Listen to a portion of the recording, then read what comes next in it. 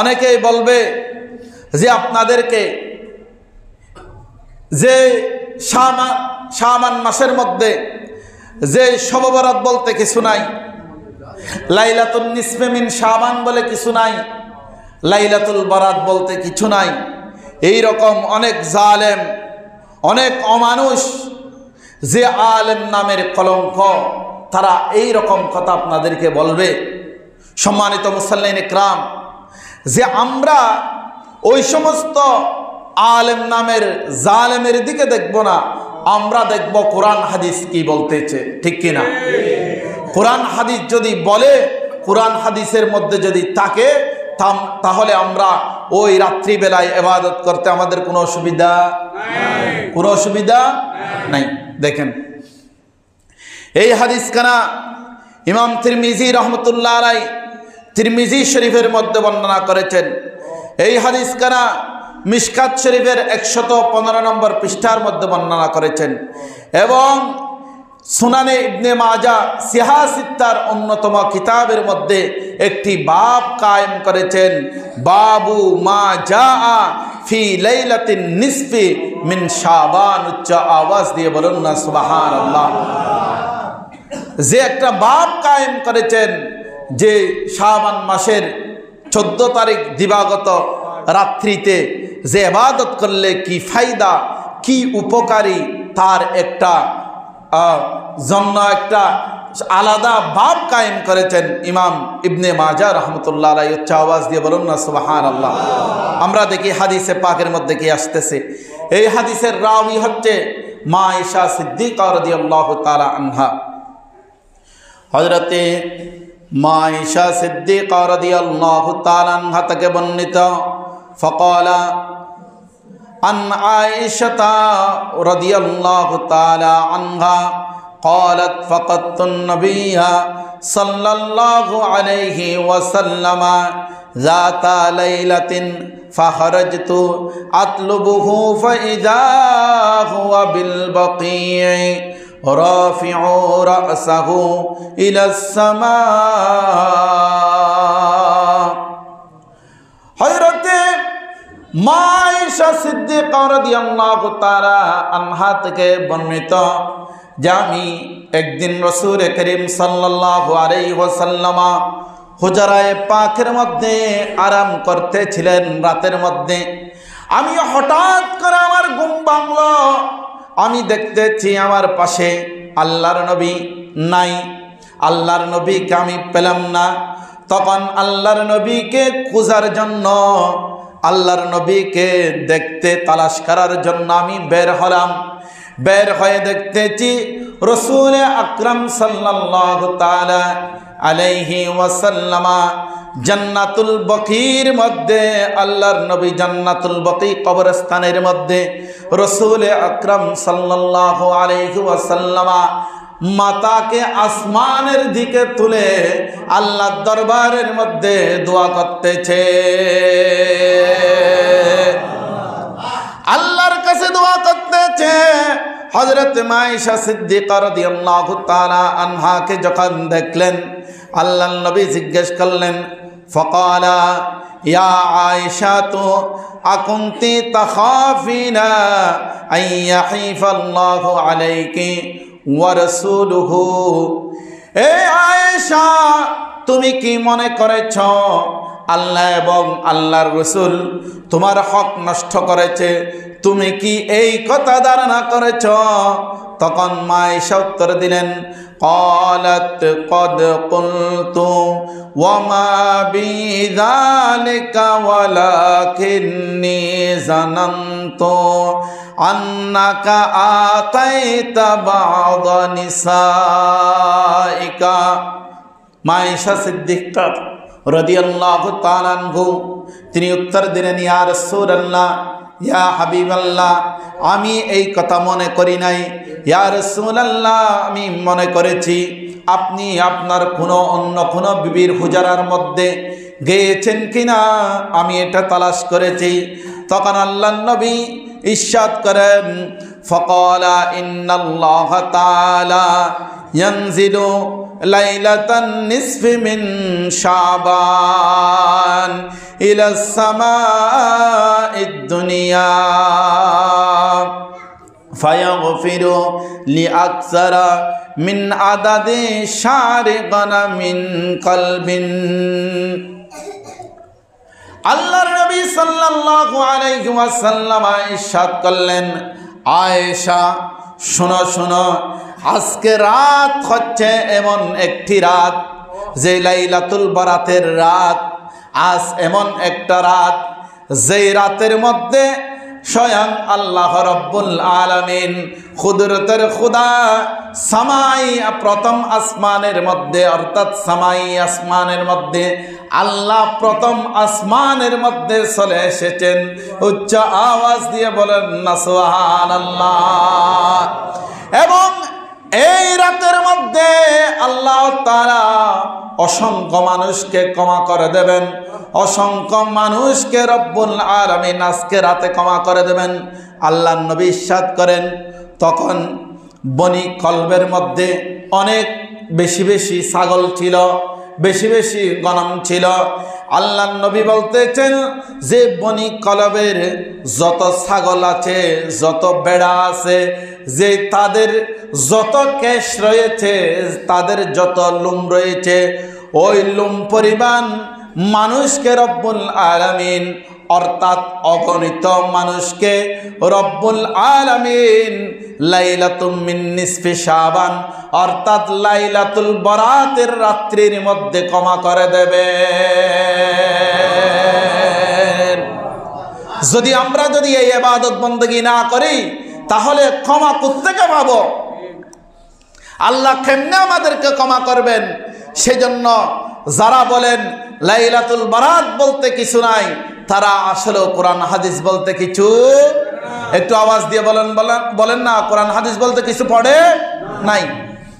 কারণ কিছু পড়লে তারা সিহাসিত্তার দুইটি কিতাবকে আমি রেফারেন্স দিয়েছি, একটা হচ্ছে ইবনে মাজা শরীফ, আরেকটা হচ্ছে তিরমিজি শরীফ, আরেকটা হচ্ছে মিশকাত শরীফ, যেই কিতাবটা সকল মাদ্রাসার মধ্যে পড়ানো হয়। এখান থেকেও আপনাদেরকে আমি রেফারেন্স দিয়েছি যে আল্লাহ রব্বুল আলামিন ওই রাত্রির মধ্যে মানুষদেরকে, আল্লাহ অসংখ্য মানুষদেরকে ক্ষমা করে দেন। উচ্চ আওয়াজ দিয়ে বলুন না সুবহানাল্লাহ। আরেকটি হাদিসে পাক আসতেছে, এই হাদিস খানা ইমাম বাইহাকি রহমতুল্লাহ আলাইহি বাইহাকি শরীফের মধ্যে বর্ণনা করেছেন। এই হাদিস কারা মিশকাত শরীফের 115 নম্বর পৃষ্ঠার মধ্যে বর্ণিত হয়েছে। হাদিস কানা হযরত আয়েশা সিদ্দিকা রাদিয়াল্লাহু তাআলা আনহা থেকে বর্ণিত হাদিস। আন আয়েশা রাদিয়াল্লাহু তাআলা আনহা আনিন নবী সাল্লাল্লাহু আলাইহি ওয়াসাল্লাম قال هل تدرين ما في هذه الليلة يعني ليلة النصف من شعبان قالت ما فيها يا رسول الله লাইলাতুল নিসফি মিন শাবান, লাইলাতুল বারাতের রাত্রিতে আল্লাহর নবী মা আয়েশাকে জিজ্ঞেস করলেন, আয়েশা তুমি কি জানো এটা কেমন মর্যাদাপূর্ণ রাত, এটা কেমন ইজ্জতওয়ালা রাত, এটা কেমন সম্মানিত রাত? হে আয়েশা তুমি কি জানো? তখন মা আয়েশা জিজ্ঞেস করলেন, ইয়া রাসূলুল্লাহ, ইয়া হাবিবাল্লাহ, আজকে লাইলাতুম মিন নিসফি শাবানের রাত, লাইলাতুল বারাতের রাত। ইয়া রাসূলুল্লাহ, এই রাতের মধ্যে কি হয়, এই রাতটা কেন মর্যাদা? তখন আল্লাহর নবী উত্তর দিলেন, ফাকালা ফিহা আয়াকতুবা কুল্লা মাউলুদিন বনি আদমা ফি হাদিহিস সানাতি ওয়া ফিহা আয়াকতুবা কুল্লা হালাকিন মিন বনি আদমা ফি হাদিহিস সানা। আল্লাহর নবী উত্তর দিলেন, এই আয়েশা শোনো শোনো, এটা এমন একটা মর্যাদাপূর্ণ রাত, যে রাতের মধ্যে যত আগামী বছর যত সন্তান দুনিয়ার মধ্যে জন্মগ্রহণ করবে, দুনিয়ার মধ্যে আগমন করবে, আল্লাহ রাব্বুল আলামিন তাদের নাম লিপিবদ্ধ করবেন। এবং এটা এমন একটা রাত, যে রাতের মধ্যে যে আগামী বছর যত মানুষ মারা যাবে, যত মানুষ দুনিয়া থেকে চলে যাবে, যে আমাদের এখানে অনেক মানুষ ছিল গত বছর লাইলাতুল বারাত পেয়েছে, গত বছর শব বারাত পেয়েছে, গত বছর শাবান মাস পেয়েছে, গত বছর রমজান মাস পেয়েছে, কিন্তু আজকে আমাদের মাঝে নাই। যে আল্লাহর নবী বলেন, যত মানুষ এই বছর দুনিয়া থেকে বিদায় নেবে, মৃত্যুবরণ করবে, তাদের নাম আজকে আল্লাহ রাব্বুল আলামিন লিপিবদ্ধ করে হযরতে আজরাইল আলাইহিস সালাতু ওয়াস সালামকে সুপর্দ করবে। সম্মানিত মুসল্লিন ইকরাম, আপনি দুনিয়াদারি করতেছেন, ব্যবসা বাণিজ্য করতেছেন, আপনি চাকরি বাকরি করতেছেন, কিন্তু আপনার নামের লিস্টটা আজরাইল আলাইহিস সালাতু ওয়াস সালামের কাছে চলে গিয়েছেন, আপনারও খবর নাই, আমারও খবর নাই। আল্লাহর নবী বলেন, ওয়াফিহা তুরফাউ আমালুহুম ওয়াফিহা তানজিলু আরযাকাহুম।